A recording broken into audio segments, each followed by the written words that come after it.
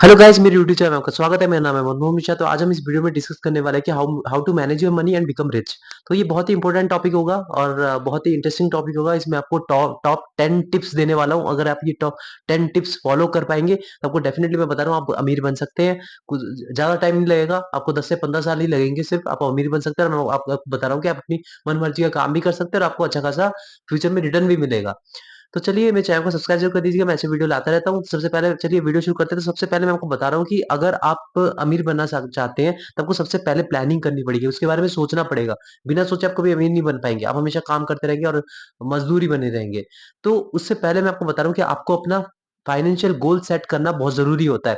अगर आपने अपना फाइनेंशियल गोल सेट कर दिया ना, तो उस हिसाब से आप अपना इन्वेस्टमेंट कर सकते हैं, उस हिसाब से अपना प्लानिंग कर सकते हैं, उससे अपना एक्सपेंडिचर कर सकते हैं। सबसे पहले अपना फाइनेंशियल गोल कर दिया कि जैसे मान लीजिए आपको 10 साल बाद ये करना है, 10 साल बाद आपको गाड़ी खरीदनी है, 10 साल बाद आपको घर खरीदना है या कुछ करना है, तो आपको ये एक प्रॉपर फाइनेंशियल प्लानिंग करनी बहुत ज़रूरी होती है और इन्वेस्टमेंट अपना शुरू करना होता है। मैं आपको ये नहीं बता कि बस सारा पैसा इन्वेस्टमेंट में लगा दीजिए। इन्वेस्टमेंट में वो पैसा लगाइए जो आपका बेकार पैसा है, जो मतलब आप कभी सोच नहीं रहे कि आपको कभी निकालना है। तो मैं बता रहा हूँ कि फ्यूचर में बहुत अच्छा खासा रिटर्न मिलेगा लॉन्ग रन में। अगर आप मतलब आपको जो कभी यूज़ ही नहीं आ रहा है पैसा, वो आप अगर लगाएँगे तो आपको सबसे पहले फाइनेंशियल गोल सेट करना है। और मैं आपको बता रहा हूँ, म्यूचुअल फंड में मैंने आपको वीडियो भी बना रखे हैं कि जो म्यूचुअल फंड्स के मैं आपको वीडियो बनाता रहता हूँ, तो उसमें आपको आइडिया भी देता रहता हूँ। उसमें कई सारी कैटेगरीज होती है, जैसे लार्ज कैप फंड होता है, मिड कैप फंड होता है, स्मॉल कैप फंड होता है। तो बेसिकली वो आपका जो फाइनेंशियल गोल है, वो उसी के बेसिस में आप इसमें इन्वेस्टमेंट कर सकते हैं। अगर आपका फाइनेंशियल गोल जो है वो 10 साल या 15 साल तक है, तो आप स्मॉल कैप फंड में इन्वेस्ट कर सकते हैं। अगर आपका 7 से 10 साल तक है, तो आप मिड कैप में कर सकते हैं। और अगर आपका टाइम फ्रेम 5 से 7 साल है, तो आप लार्ज कैप में कर सकते हैं। और अगर वो टाइम फ्रेम बहुत ही छोटा है, जैसे कि मान लीजिए 2 साल या 3 साल या 4 साल का है, तो आप इंडेक्स फंड में इन्वेस्टमेंट कर सकते हैं। उसमें आपको 10 से 12% तक रिटर्न मिल जाता है। तो उस हिसाब से जितना ज्यादा रिस्क उतना ज्यादा रिटर्न आपको मिलता है और उतना ज्यादा आपको टाइम फ्रेम भी देना पड़ता है। ये नहीं कि आपको अचानक से पैसे की जरूरत पड़ गई और आपने बीच में से निकाल दिया, तो प्रॉब्लम होती है। तो उसमें आपको मैं सिर्फ बताया कि जो आपको बेकार का पैसा है, मुझे आपको कभी चाहिए भी नहीं, तो आप उसको इन्वेस्टमेंट कर सकते हैं और अपना फाइनेंशियल गोल बना सकते हैं। तो सबसे पहला पॉइंट हो गया। सेकंड हो गया आपका क्रिएट ए बजट। आपको ये बहुत ज़रूरी है, मतलब आप अपना इनकम ट्रैक करना बहुत ज़रूरी रहता है, मैं आपको बता रहा हूँ। क्योंकि अगर आप अपना एक्सपेंडिचर कितना हुआ, आपका कितना इनकम है, कितना सैलरी है, आपकी सर्वाइवल की कितना पैसा ज़रूरत है और फालतू के खर्चे कितने हो रहे हैं, तो ये आपको ट्रैक करना बहुत ज़रूरी हो जाता है। क्योंकि मैं आपको बता रहा हूँ कि ऐसे कई चीज़ें होती है। जैसे मैं आपको अपने दोस्त का एग्ज़ाम्पल देता हूँ, उसकी सैलरी बहुत अच्छी खासी हो गई है, मतलब 1,10,000 के करीब हो गई है। उसका हुआ क्या था कि बीच में वो अपना प्रॉपर्ली मतलब खर्च कर रहा था, कुछ ट्रैक-व्रैक करता नहीं था। तो अचानक से पता नहीं चला कि यार उसका अगले महीने और खर्चा ज़्यादा हो गया, मतलब 15-20 हज़ार रुपए ज़्यादा हो गए, उसको कुछ पैसे ही नहीं बच रहे थे।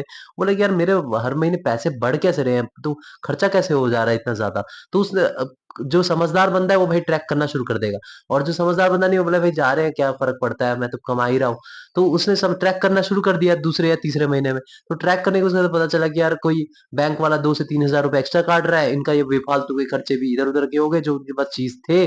तो ये जो बेफालतू के खर्चे जो है और जो बैंक ने जो उसके काटे, जो अचानक से मतलब बेवज़ह कोई स्कीम सब्सक्राइब करवा दिया, जैसे सब्सक्रिप्शन करवा देते हैं, तो उसके 2 से 3 हज़ार रुपए एक्स्ट्रा कट रहे थे और प्लस यहाँ से बेकार के पैसे आ रहे थे। उसने जब ट्रैक करा तो उसको पता चला, उसने बाद में वो सब बंद करवाया और फिर वो पैसे सेविंग में गए। तो मैं आपको बता रहा हूँ कि ये सब चीज़ें करना बहुत ज़रूरी होता है कि कितना खर्चा हो रहा है, कितना आप बचा सकते हैं, ये सब चीज़ें आपको ट्रैक करना बहुत ज़रूरी रहता है। तो सबसे पहले अब मैंने आपको बता दिया, दूसरा बता दिया क्रिएट अ बजट। आपको बजट करना बहुत ज़रूरी है कि आपको इतने खर्चे इतने महीने में इतना खर्चा आपका होता है। और अगर 1-2 हज़ार रुपए ज़्यादा खर्चा हुआ तो आप पता लगाओ कि भाई क्यों हुआ, किसमें हुआ। अब तीसरा जो है, leave below your means. Leave below your means ये बहुत ज़रूरी होती है, बहुत ही इंपॉर्टेंट टॉपिक है। देखिए, अगर आप मतलब आपको एक चीज़ मैं बता देता हूँ कि अगर आप कहीं जाके ना मोबाइल खरीद रहे हैं, तो आपको मैं बता रहा हूँ, जो 20,000 का मोबाइल होता है ना, वो 50,000 का मोबाइल, दोनों लगभग फीचर सेम ही होते हैं। थोड़ा बहुत माइनर डिफरेंस होता है और उसके लिए आप 30,000 रुपए एक्स्ट्रा दे रहे हैं। तो आप जो 20,000 रुपए के मोबाइल में जो-जो चीज़ें आप देख पा रहे हैं, वो चीज़ें आपको 50,000 मोबाइल में भी दिख रहा है। तो आप 20,000 मोबाइल क्यों नहीं खरीदा? बेकार में वो माइनर चीज़ें के लिए क्यों 30,000 रुपए एक्स्ट्रा दे रहे हैं? वो 30,000 रुपए इन्वेस्ट करिए। तो यही चीज़ होता है कि मतलब बिलो योर मीन्स, मतलब लिव बिलो योर मीन्स। मतलब आपका जो एक प्रॉपर मतलब जो आपका जो सैलरी है, जो आपका मतलब जो कहते हैं ना कि जो आप जो चीज़ कर सकते हो उससे ज़्यादा क्यों जाना, उतने ज़्यादा क्यों करना ही क्यों? जो आपकी कैपेबिलिटी है उसी के अंडर रह के आप मज़े कर सकते हैं। मतलब ये नहीं कि मैं आपको बता रहा हूँ कि सबका एक मिनी वर्ज़न होता है।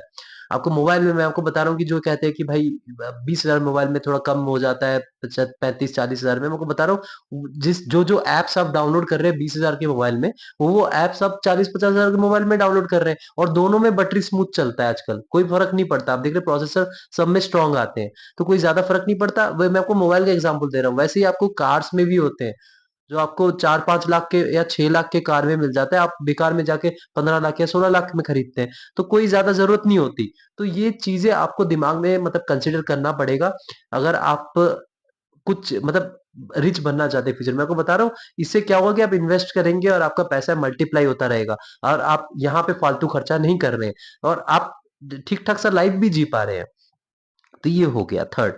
फोर्थ हो गया बिल्ड एन इमरजेंसी फंड। ये बहुत जरूरी होता है, आपको इमरजेंसी फंड बिल्ड करना पड़ेगा। आपको 3 से 6 महीने की जो सैलरी है ना, वो साइड रखनी पड़ेगी एफडी करके। मैं आपको बता रहा हूँ एफडी भी जरूरी होती है, क्योंकि आप इमरजेंसी फंड में रख रहे हैं, तो होगा क्या कि मतलब अगर मान लीजिए आपका जॉब चला गया, कुछ ऐसे प्रॉब्लम आ गई आपके लाइफ में, कोई मेडिकल प्रॉब्लम आ गई या कुछ चीजें आ गई, तो आपके पास 3 से 6 महीने की सैलरी है, तो आप उसको खर्च करके आप ओवरकम कर सकते हैं। तो सबसे पहला जो आपका टारगेट रहना चाहिए, 3 से 6 महीने की सैलरी बचा दे, फिर आप इन्वेस्टमेंट में जा सकते हैं। और ऐसे जो चीजें जो आप खरीद रहे हैं, मैंने आपको बताया लिव बिलो योर मीन्स, मतलब आप 50,000 रुपए की जो मोबाइल खरीदने जा रहे हैं, तो आप जाके 20,000 का खरीदिए, 30,000 रुपए इन्वेस्टमेंट करिए, क्योंकि वो बेकार का पैसा, मैंने आपको बताया ना, बेकार का पैसा। आपने ऑलरेडी इमरजेंसी फंड साइड में रख रखे हैं, और वो 30,000 रुपए आप अलग रख रहे हैं, तो इसलिए बेकार का पैसा आपको वहां पे लगाना पड़ेगा। ठीक है, अब माइंड में रख लीजिए कि आपने 50,000 का मोबाइल खरीद लिया, आपने 20,000 का भले ही खरीदा, और मैं आपको बता रहा हूँ कि बहुत ही अच्छा खासा मोबाइल चलते हैं, और वैसे ही कार भी वैसे ही होते हैं, बाइक भी वैसे ही होते हैं, कुछ ज्यादा डिफरेंस नहीं होता, थोड़ा बहुत माइनर डिफरेंस होते हैं। अब ये हो गया चौथा पॉइंट, मैंने आपको बता दिया बिल्ड एन इमरजेंसी फंड। पांचवा हो गया पे ऑफ हाई इंटरेस्ट डेब्ट। ये बहुत जरूरी होता है। मान लीजिए आपने कहीं पे लोन ले रखा है, तो मैं आपको बता रहा हूँ इन्वेस्टमेंट छोड़िए, इमरजेंसी फंड छोड़िए, आप पहले वो लोन को चुकाइए, क्योंकि लोन जो होता है ना, उसमें आपको इंटरेस्ट 13 से 14% कहीं 15% कहीं 20% तक भी इंटरेस्ट देना पड़ता है, और इतना ज्यादा इंटरेस्ट आपको कहीं पे नहीं मिलेगा। तो आपको सबसे पहला टारगेट रखना चाहिए यार वो लोन चुका दो, बाद में यार ये इन्वेस्टमेंट, ये इमरजेंसी फंड या कुछ। तो ये चीज आपको मैं तो बता रहा हूँ, लोन लेना एकदम बेकार है। लोन ये जितने ज्यादा अवॉइड करें उतने ज्यादा अच्छा है। तो आप इसको सबसे पहला चुकाने की कोशिश करिए। उसके बाद आपका हो गया छठा पॉइंट, इन्वेस्ट वाइजली। जैसा कि मैंने आपको इन्वेस्ट वाइजली के पॉइंट में मैं आपको बताना चाहता हूँ, जैसे मैंने आपको पहले भी बताया कि अगर आपका टाइम फ्रेम के हिसाब से अपना इन्वेस्टमेंट करिए। अगर आपका बहुत ज्यादा लॉन्ग टाइम फ्रेम है, तो आप थोड़ा रिस्क ले सकते हैं, तो आप small cap mid cap fund में जा सकते हैं, मतलब जो छोटी कंपनी है या मिड मिड बेस कंपनी, जो रिस्क बेस्ड कंपनी, क्योंकि लॉन्ग रन में आपको अच्छा खासा रिटर्न दे देते हैं। लेकिन अगर आपके पास टाइम फ्रेम बहुत कम है, तो आप इंडेक्स फंड, या आपको जैसे मैंने बताया कि जो बड़ी बड़ी कंपनीज के जो फंड होते हैं उसमें आप इन्वेस्ट कर सकते हैं, तो उसमें क्या होता है थोड़ा बहुत सेफ भी हो जाता है। लेकिन अगर आप मान लीजिए आपके पास बहुत ज्यादा टाइम फ्रेम और आपने बड़ी कंपनी में इन्वेस्ट कर दिया, तो आपको रिटर्न थोड़ा बहुत कम मिलता है, तो इस हिसाब से तभी मैंने बोला कि इन्वेस्ट वाइजली, आपका टाइम फ्रेम के हिसाब से आप इन्वेस्टमेंट करिए, और प्रॉपर एक फंड चूज करिए। ये नहीं कि आपने बिना रिसर्च करके किसी के कहना कहने मतलब बातें सुन के या यूट्यूब वीडियो देख के आपने डायरेक्ट इन्वेस्ट कर दिया, खुद रिसर्च भी करिए। तो ये बहुत जरूरी है। और सातवां पॉइंट है take take advantage of tax benefits. ये बहुत जरूरी हो जाता है। मतलब मान लीजिए आपने जैसे अभी टैक्स रेजिम जो इंडिया का देखा होगा, न्यू रेजिम देखा होगा, उसमें 7.5 या 7 लाख के ऊपर चले जाते हैं, तो आप टैक्स में आ जाते हैं। तो आपको वो बचाना बहुत जरूरी होता है। मतलब ये नहीं कि आपने सरकार को, जो गवर्नमेंट को है, वो आपको टैक्स पे करना पड़ता है, तो वहां से आपको बचाना बहुत जरूरी होता है। वहां से आपको ऐसी कोई स्कीम लेनी पड़ेगी जहाँ पे आपको गवर्नमेंट को पैसा ना जाके आपको खुद के उसमें लगे। जैसे एलआईसी स्कीम हो गई, जिसमें आपको 1.5 लाख तक का टैक्स बेनिफिट मिल जाता है। मैं आपको ये नहीं बोला कि टैक्स चोरी करिए, लेकिन आप टैक्स वहां से अपना बचाइए, ताकि कैसे बचाएंगे, तो आप कोई प्लान लेके, ये नहीं कि आप उधर जा रहा है पैसा, आपका पैसा इधर जाना चाहिए, ताकि फ्यूचर में आपको ठीक ठाक सा रिटर्न भी मिल सकता है, और फ्यूचर में आपको ये फायदा भी देगा। तो ये आपको एडवांटेज लेना पड़ेगा टैक्स का।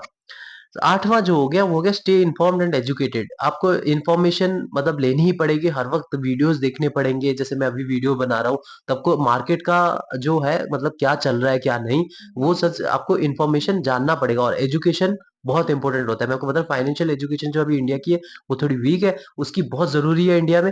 तो आप इसको ये चीज को आपको हमेशा रखिए, फाइनेंशियल न्यूज पे अप टू डेट रहिए। नौवां हो गया रिव्यू एंड एडजस्ट रेगुलरली। देखिए, आप कुछ भी चीजें इन्वेस्ट कर रहे हैं, या कुछ भी चीजें आपने डाइवर्सिफाई कर रखा है, जैसे मैंने आपको पूरे पुराने वीडियोस में भी बता रखे हैं कि आप जब इन्वेस्ट करते हैं, तो आप डायरेक्टली मुंह उठा के सारा पैसा अपना म्यूचुअल फंड में मत लगा दीजिए। कुछ चीज़ें आप म्यूचुअल फंड में लगाइए, कुछ चीज़ें आप गोल्ड में लगाइए, कुछ चीज़ें आप रियल एस्टेट में लगाइए, कुछ चीज़ें आप एलआईसी में लगाइए, कुछ चीज़ें आप फिक्स्ड डिपॉज़िट में रखिए। तो सारा पैसा आप एक चीज़ में रखेंगे तो आप सेफ नहीं है। तो आपको ये चीज़ें दिमाग में रखनी पड़ेगी। तो ये हो गया 9वां पॉइंट। 10वां और लास्ट पॉइंट है, वो है बी पेशेंस एंड कंसिस्टेंट। जैसा कि मैंने आपको बताया कि इन्वेस्टमेंट जब आप करते हैं तो रेगुलरली उसमें एसआईपी करिए, कंसिस्टेंट रहिए और पेशेंट रखिए। ये नहीं कि यार मेरा डूब गया पैसा, ये हो गया। मैं आपको बता रहा हूँ, जब तक आपने कोई चीज़ जो आपने इन्वेस्ट जिस पे करा है, जब तक आपने उसको सेल नहीं किया ना, तब तक आपको लॉस में नहीं है।